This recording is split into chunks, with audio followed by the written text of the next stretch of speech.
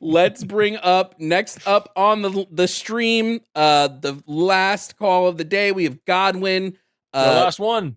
Godwin, welcome in. Are you here to debate? Yes, sir. How you guys on? We're doing good, Godwin. You waited 2 hours. You get the prize for longest wait today. So congratulations on your prize. Hey. Godwin, can you just tell us your age and your pronouns, please? 24. Pronouns can be he, him. Okay. Oh, can be. That's very progressive. And you also want to talk about the Christian God being evil and not real. Godwin, are you a Christian? Yes, sir, I am. Okay. Which would you like to start at first? Would you like to present us with evidence of God, if you have it, so you can prove he's real? Or would you like to just go, would you like us to just go, yes, he's real, but he's also evil?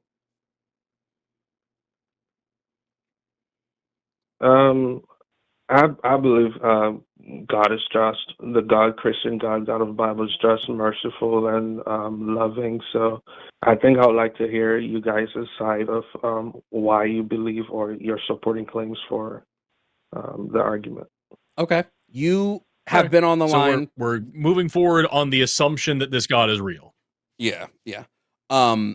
Really quickly, Godwin, you've been on the line for 2 hours. So you heard, I would hope you unless you had your phone muted, which is totally fine. If you did, I probably would too. You would have possibly heard our other calls. Did you hear our conversation with one of the previous guests about Moses and the Pharaoh and that story? Moses and Ramses. Ramses? Yeah, I heard the I heard the one about the Moses story. I might need your help to reiterate some of the points though, and it's kind of breaking up a little bit. So I'm sorry if I ask you to sort of repeat. No worries. If we lose you, we will call you back. So don't worry about that. You waited 2 hours. We're not going to let you suffer.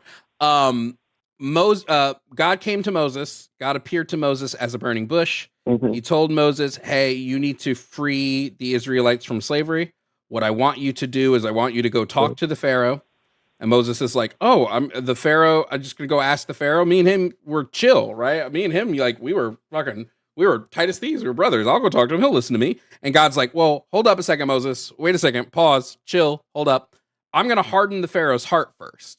And Moses is like, "Well, wait, what?" And God, as the burning bush, is like, "Yeah, I'm gonna harden the Pharaoh's heart, and then the Pharaoh will say no to you." And Moses is like, "Well, would he have said yes otherwise?" And God's like, "Well, yeah, probably, but I don't want him to say yes. So I'm going to harden his heart and do all of that." And so what happens is Moses then goes to the Pharaoh and he's like, "Hey, Pharaoh, can you let my people go? Like let my people go," right? He says that to the Pharaoh. And the Pharaoh's like, "Nah, son, y'all slaves, y'all gonna stay slaves." And it's interesting because then Moses goes back to God, and God is like, "Don't worry, Moses, we're gonna punish him for this, and we're gonna punish all of Egypt for this." And he sends the plagues, one of which being the death of all firstborns in Egypt. Now, it seems to me that a just God would not have killed all the firstborns for something the Pharaoh did when he made the Pharaoh do it.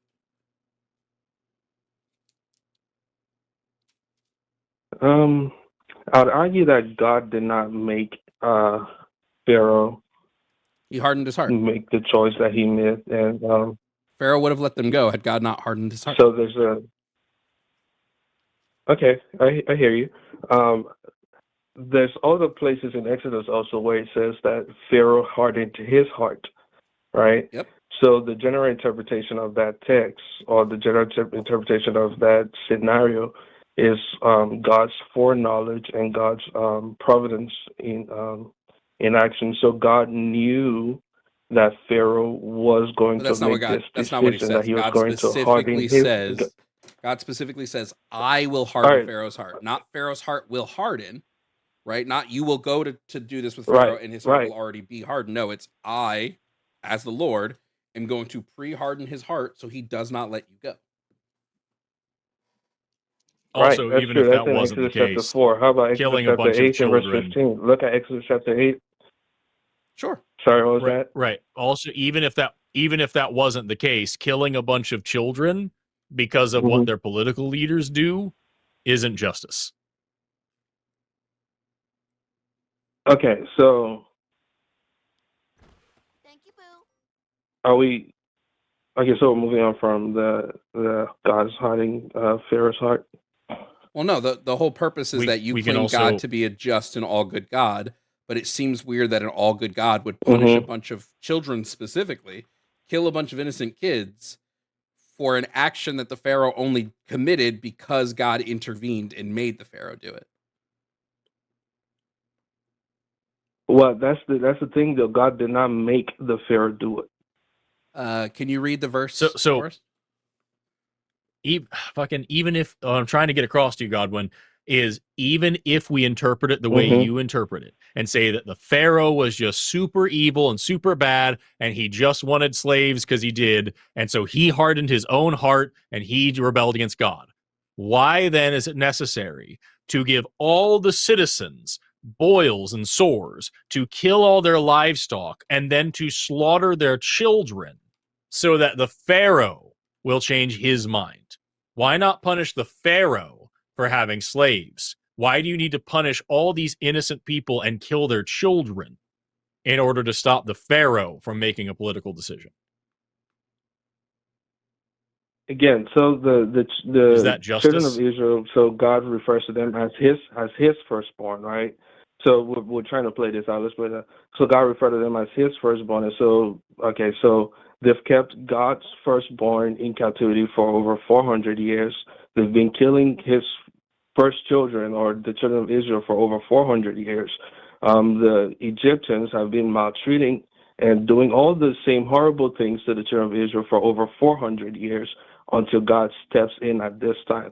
What we even see one place just verses before that, or a little bit somewhere in Exodus, where Moses, where the taskmaster, the slave master, was mistreating an Israelite, and then Moses intervened and that sort of thing. So that's something that has been happening for over 400 years.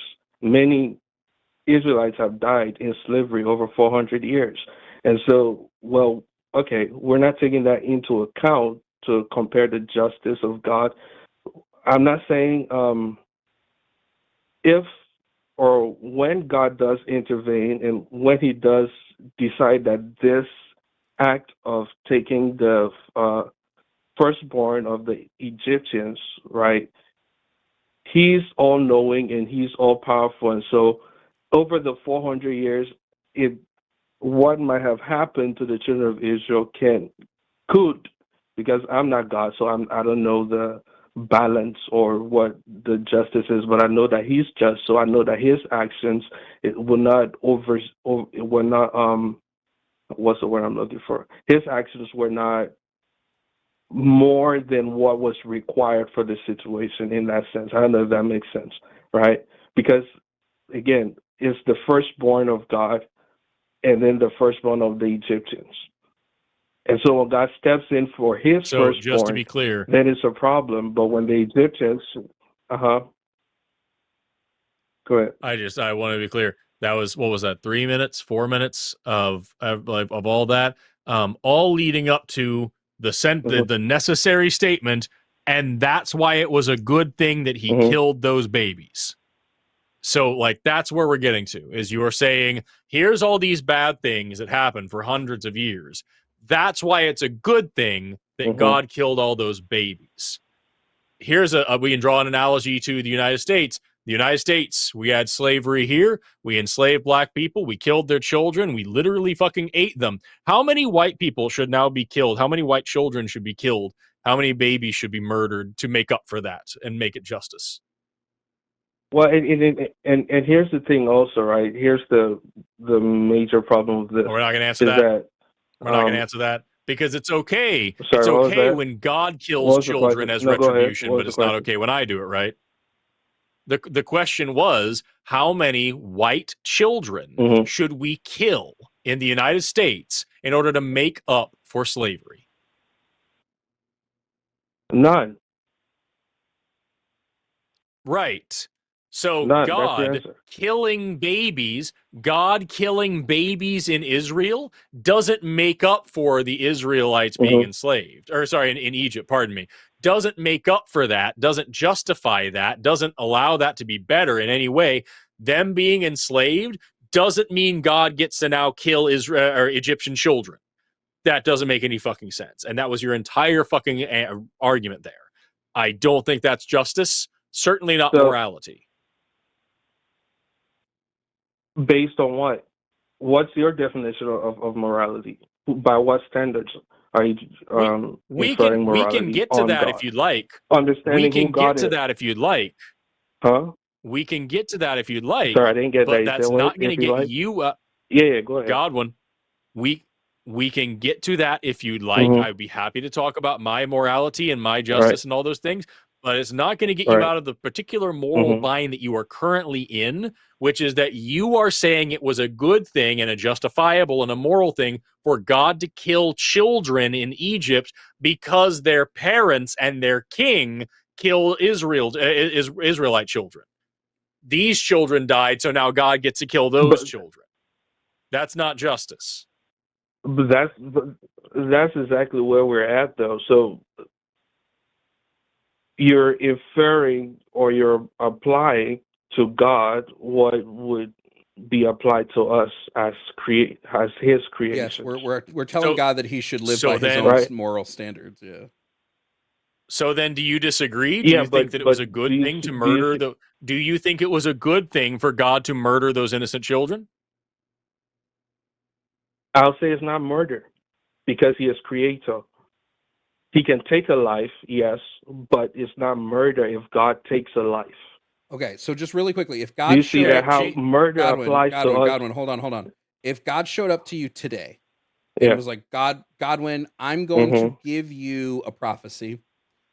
Tomorrow, Mhm. Godwin, I am going to commit 17 9/11s in the United States. I'm going to do 17 9/11s specifically tomorrow. Everybody Wow. on these planes, nobody has done anything wrong on these planes. And in fact, everyone on all 17 planes are orphans. Okay? They're all 5-year-old Wow. orphans. But I'm going to commit 17 9/11s to these 5-year-old orphans because I want to teach Joe Biden a lesson. So because I want to teach Joe Biden a lesson, I'm going to do 17 9/11s. You, Godwin, could stop it. You could stop it. All you'd have to do is pick up the phone and you would stop all these children. And I'm only going to attempt this once. So if you picked up the phone and stopped it, but if you stop it, you'll be going against me, God. Now, Godwin, I want you to really think about this for a second. Let's say you're sitting there and you know you could stop 17 9/11s, all of firstborn orphans. Would you do it?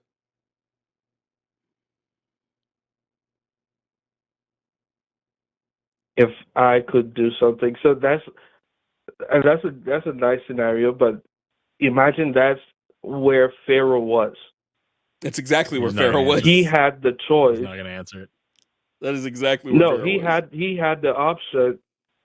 No, so Moses comes to him and tells him, "Let the Israelites go, or this thing is going to happen." Right now, what this was about was sorry, what was that? Oh, Moses man. warned I'm warned laughing at Pharaoh you. about the plagues. Just I'm FYI, he warned him. He said Yeah, specifically he what would did. happen if Pharaoh didn't listen. I'm laughing at the fact that you didn't address Mhm. the very silly hypothetical that Jovan gave you and 17 instead are trying to 9/11s, go into guys. this weird ass apologetic nonsense.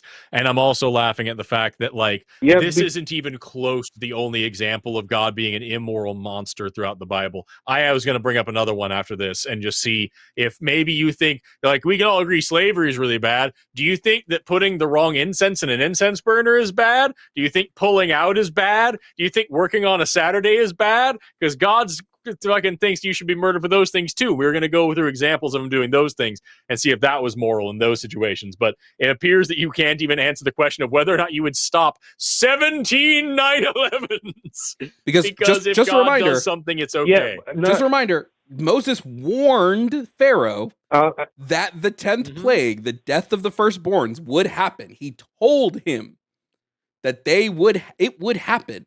And Pharaoh still didn't listen. Even after Pharaoh had already seen that all of the other plagues would happen. So if you were in Pharaoh's Frogs, shoes, the boils, the locust. now I'm making the analogy slightly different, right? I'm saying, like, let's put you in Pharaoh's shoes, but instead, let's say God is commanding that this action does happen. Would you stop it? Would you say, if God's saying, Godwin, you can stop it, I'm testing you here, you could stop it. If you do, you go against me and I'm going to punish you for all eternity. But you would stop the deaths of, I don't know, how many people died in 9/11? 3,000. Okay, so 3,000 times 17. Lots of deaths. You would have stopped so many deaths, Godwin. So much needless suffering stopped at your hand. Mhm. But you would be essentially going against God. Would you do it? And the reason why I choose not to answer that question is because you're deliberately painting a picture that wouldn't otherwise happen. Because God the never God of the commanded Bible people wouldn't to put up kill that innocents? scenario in the first place. God never commanded people to kill innocents? Sorry, what? Just to be clear, commanded that's the people to kill, laziest yeah. fucking response. That's the laziest response in the world. You just won't address a hypothetical that you don't think is real, especially considering the fact that God does do equally horrific shit in the Bible. Let's change it up What a did little he bit. do? Let's change it Amalek. up a little I'm not bit. What if addressing God that because comes I to don't you? think it's real. I'm not addressing it because of Godwin. the fact that you are trying to get to a point and you're trying to paint a deliberate picture. Wait, which sure. is a Let's yes change or it. no, Let's change it, Godwin. that What if in God fact- shows up to you and tells you to Mhm. go to a village filled with people, slaughter that village, and rip out, take every pregnant woman in that village and rip their fetuses out of their bodies? God's commanding you to do this. Would you do it? Because this is something he has done.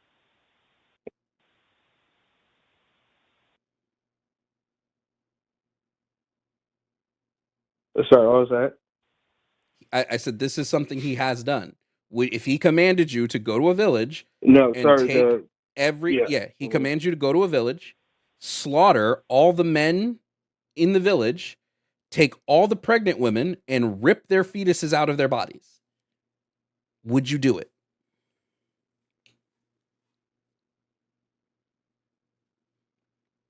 Could you point me to where that was in the scriptures? Can I just ask you, have you read the Bible? To rip fetuses out of the body? Yeah, I'll pull the verse directly.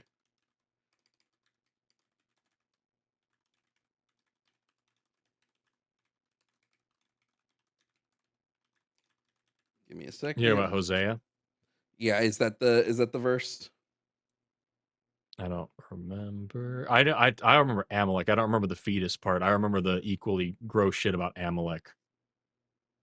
Yeah, it's Hosea 13:16. The people of Samaria must bear their guilt because they have rebelled against their God. They will fall by the sword. Their little ones will be dashed to the ground. Their pregnant women ripped open. 2 Kings. He also does it. 2 Kings 8:12.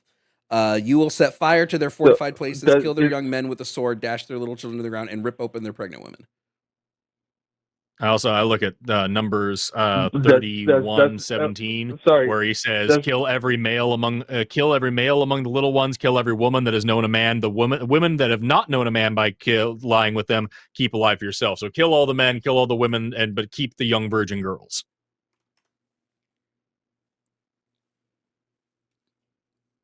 So yeah, Hosea 13:16. Did God instruct his people to do that, or did he say that's what was going to happen to a group of people? He instructed them to do it. He did not. And the verse that I just read also was Moses instructing people by God's command.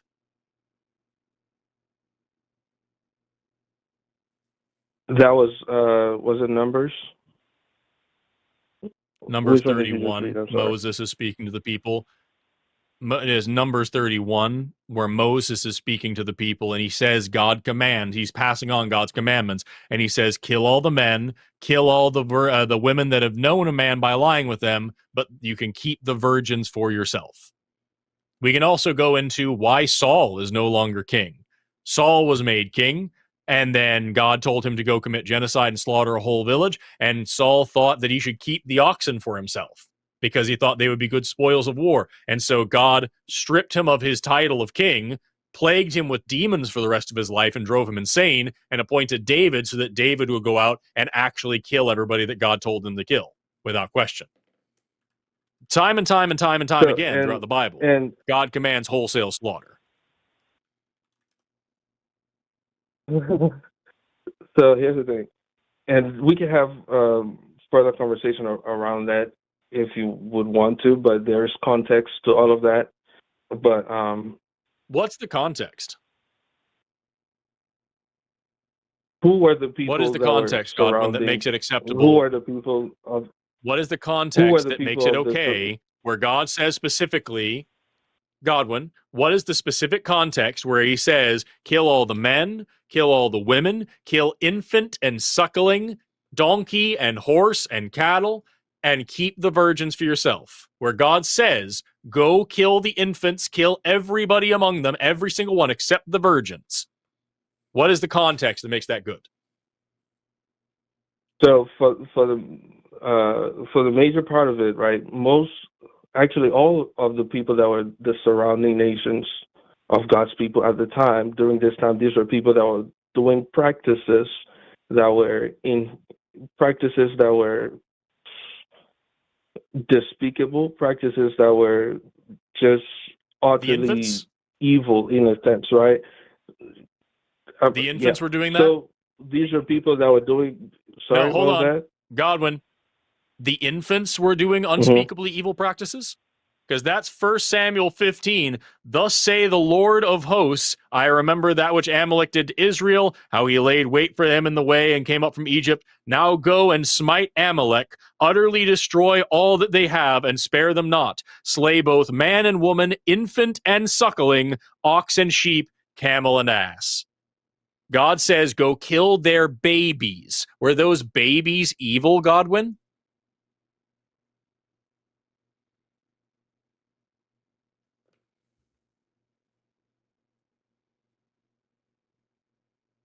So, if you take the time to study the text or to study various I have texts surrounding that, for the most part, the majority of those instructions or the majority of those texts were actually also using hyperbolic language as well.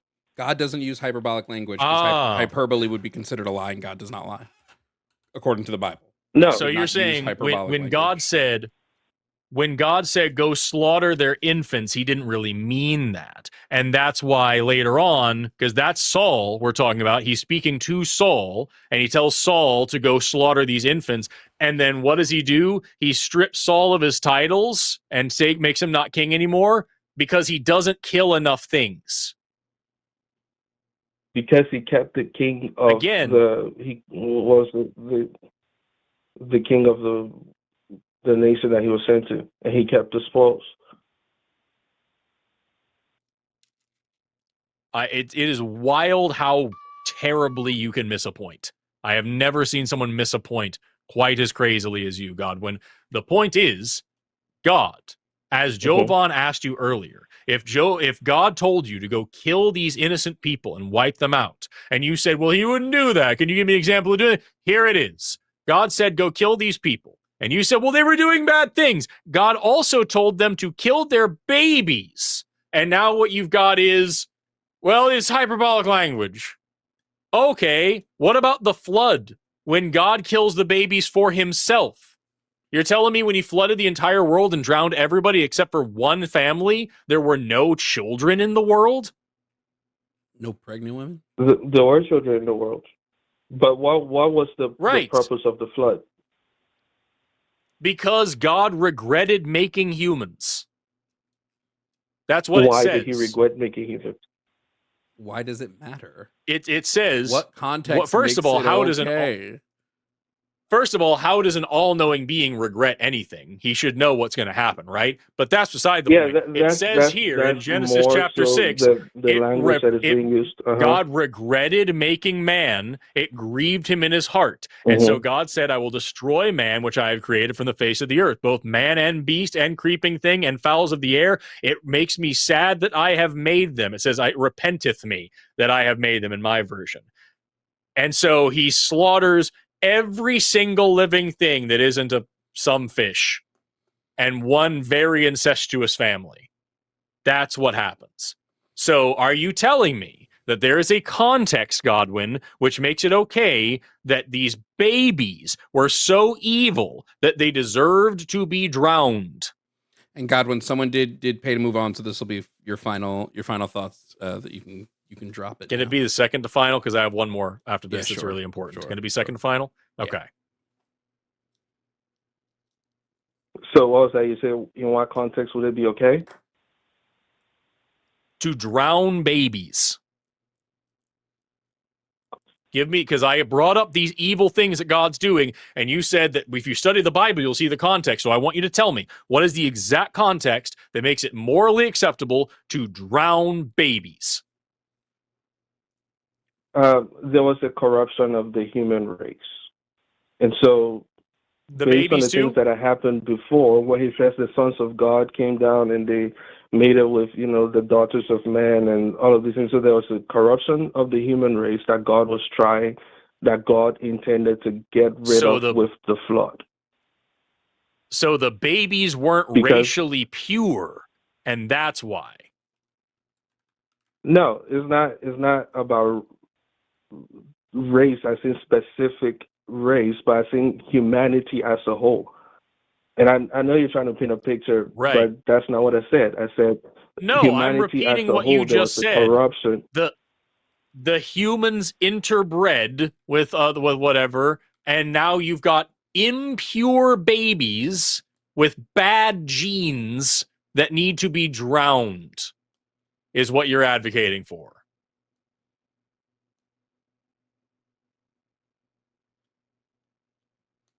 Credit where it's due. I didn't think you could get grosser, but here we are.